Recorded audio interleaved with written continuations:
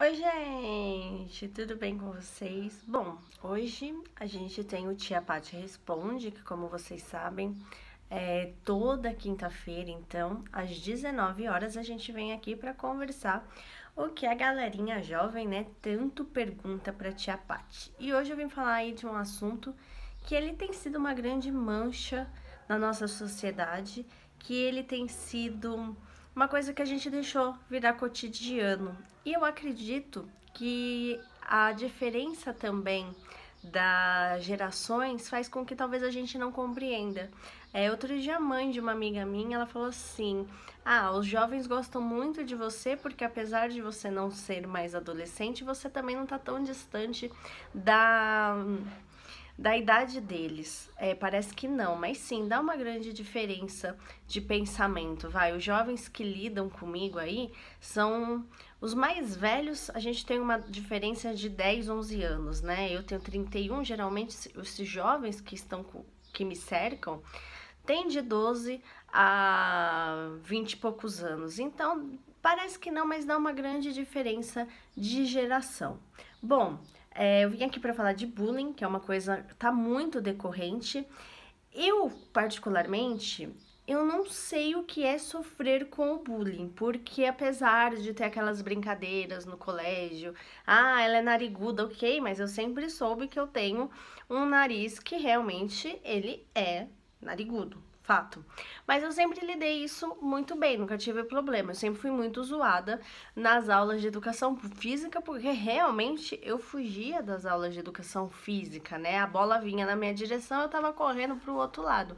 Então, na verdade, era bullying ou era uma forma irônica dos meus amigos relatarem um fato?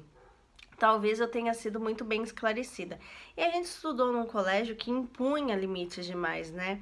Eu lembro uma vez que teve uma briga entre dois alunos e um dos rapazes que cuidava do transporte, vendo a briga que foi já fora do colégio, fez os dois subirem até o ônibus, que acho que eles eram do mesmo ônibus, de mãos dadas. Então, sempre que tinha alguma briga, algum atrito, a gente sempre tinha que fazer o bullying muito bem escondido, né? Porque senão, nesse universo aí que eu fui criada, no colégio que eu fui criada, a gente levava punições, a gente tinha conversa sobre isso, então o bullying não passava barato, não. Tenho amigos meus que recentemente, quando a gente criou um grupão de WhatsApp para ver se reunia a galera, a primeira semana foi uma maravilha. A segunda semana a gente descobriu que tinha alguns alunos que ainda tinham algumas mágoas aí do passado que dizem terem sofrido bullying. Bom, enfim, eu não consigo muito. E eu vejo que tem pessoas mais velhas que eu que também eles veem o bullying como frescura. Eu não vejo o bullying como frescura, mas é uma coisa que vou ser muito sincera, né? Pelo fato de não ter vivido, acabo sabendo, porque nada disso me traumatizou. Agora a gente está numa sociedade que jovens levados pelo bullying, eles acabam até se suicidando. A gente está com um índice de suicídio entre os jovens muito grande. Isso é muito preocupante, é muito sério. Eu, Patrícia, vejo que o bullying muitas vezes ele vem de uma frustração que não é bem vivida, então você tem que atacar o outro pelo fato de que você tem essa frustração em você, então você pega e ataca aquilo no outro. Eu já vi muitos casos desse. Conheço o caso de uma menina que ela é muito bonita, muito inteligente, mas ela tem a autoestima dela totalmente destruída. O fato dela ser muito bonita, muito inteligente, muito querida, meiga, obediente, faz com que outras adolescentes tenham inveja dela e comecem a transformar a vida dela no inferno. Só que em vez dela se descobrir, ela arregimentar aquele amor próprio dela, não, ela foi tomando posse de tudo que foi falado para ela e ela foi esquecendo quem ela foi perdendo a essência de se olhar para dentro, de descobrir quem ela é, e ela tomou como posse aquelas inverdades que os outros dizem, porque como ela brilha demais, ela tem luz própria, ela é bonita, inteligente, os outros precisavam saquear isso. Por isso que eu digo que às vezes o problema do bullying tá na frustração alheia de não ter a mesma beleza física, de não ter a mesma inteligência. Acho que isso talvez, né? Por exemplo, uma coisa que aí quando você já é adulto e se adolescência e na infância eu não tive problema com essa história do bullying, talvez nesse ponto eu seja muito bem resolvida psicologicamente. O que vem de fora não me atinge, né? Eu sei quem eu sou, com as minhas limitações, meus limites, minhas virtudes e defeitos, então não compro muitas minhocas alheias. Eu prefiro criar meu próprio minhocário na minha cabeça do que ficar adquirindo as minhoquinhas alheias que as pessoas insistem em colocar na nossa cabeça.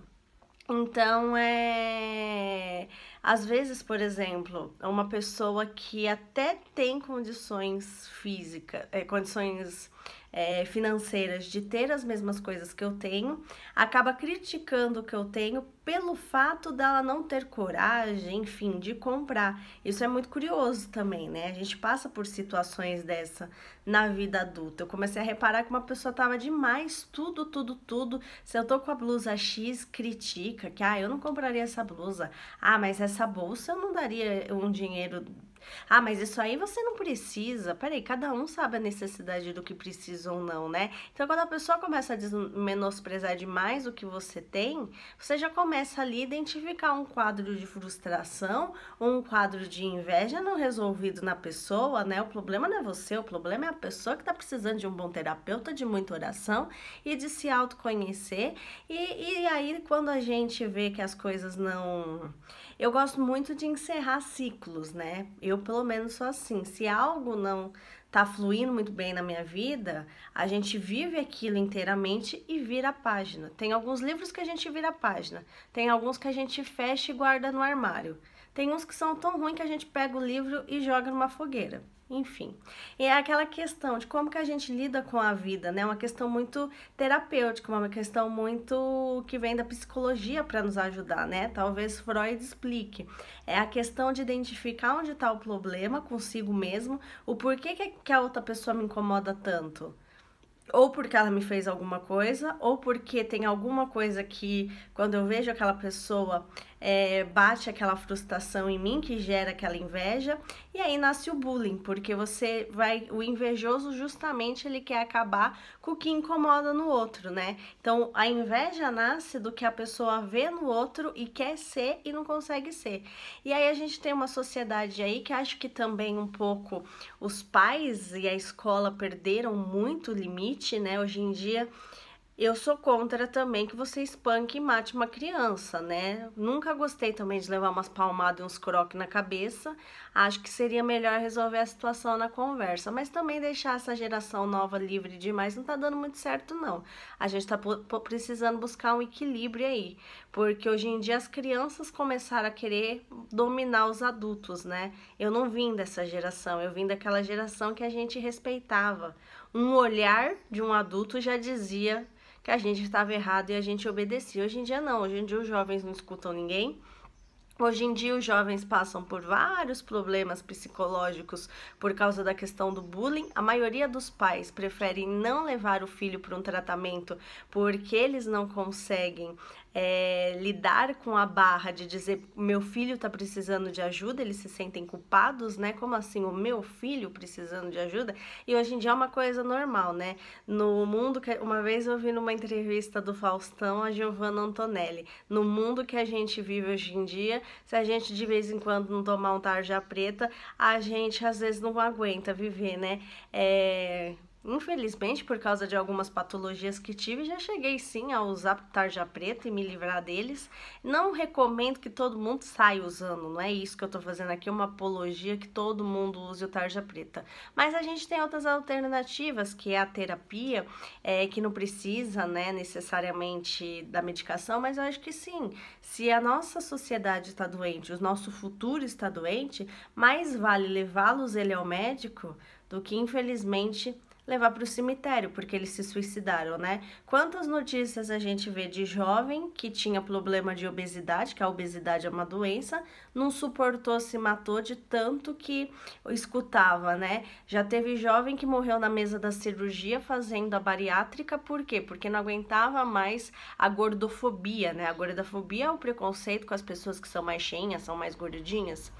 E por que todo mundo tem que ser magro? Por que cada um não pode ter seu peso peso, né? Eu acho que a questão do peso, ela é mais ligada à questão da saúde. A gente faz aí uma apologia que se perca peso para se adquirir saúde, porque muitas vezes, agora se a pessoa tá saudável, gente, é aquela questão, você já viu um gordinho que seja serial killer, né? Os gordinhos são sempre os divertidos da turma. E por que que faz tanto bullying com eles, né? Tem essa questão da gordofobia. Hoje em dia, muitas pessoas não sabem que a psicofobia é crime. Então, geralmente, muita gente que tem problema psicológico, que é uma depressão, que é uma ansiedade, um bullying, uma bulimia, uma anorexia, acaba se calando, se silenciando. Os jovens têm muito, eu não passei, graças a Deus, por essa doença. Ou aquela de que eles arrancam o cabelo na marra, né? De tanta ansiedade, tanto nervoso, acaba maltratando o próprio cabelo, ou aquela de se cortar, né? Quando a gente vê um jovem aí que tá calor e ele tá sempre de blusa de frio, infelizmente muitas vezes ele tá escondendo algumas marcas que ele tem pelo corpo. Ou já ouvi também muito gente que é gordinha e quer esconder os braços que são mais cheinhos.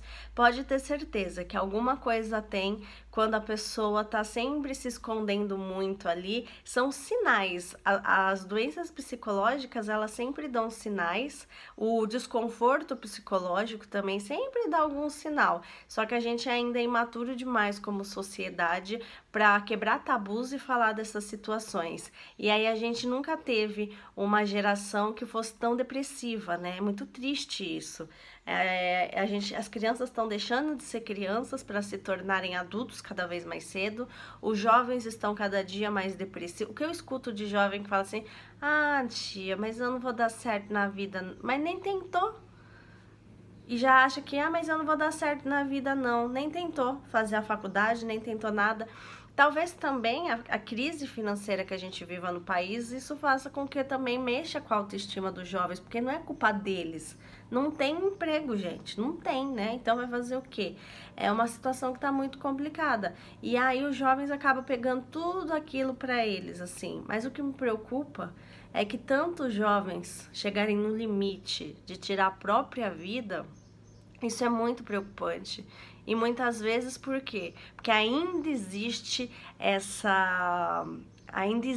preconceito de não, eu não vou no psicólogo, eu não vou no psiquiatra, eu não vou no neuro, porque são médicos de loucos. Não, primeiro que loucura nem é uma patologia.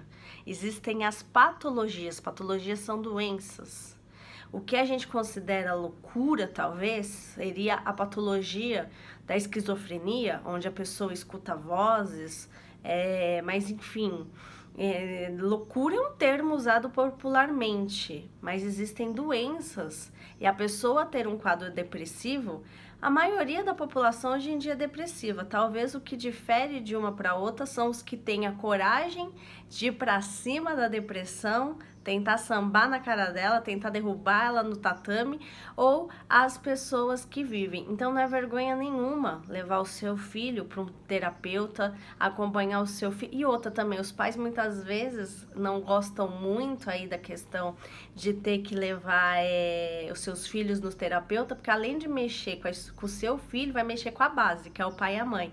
Então talvez os pais também não estejam preparados para ter que mexer com algumas coisas em vocês, né?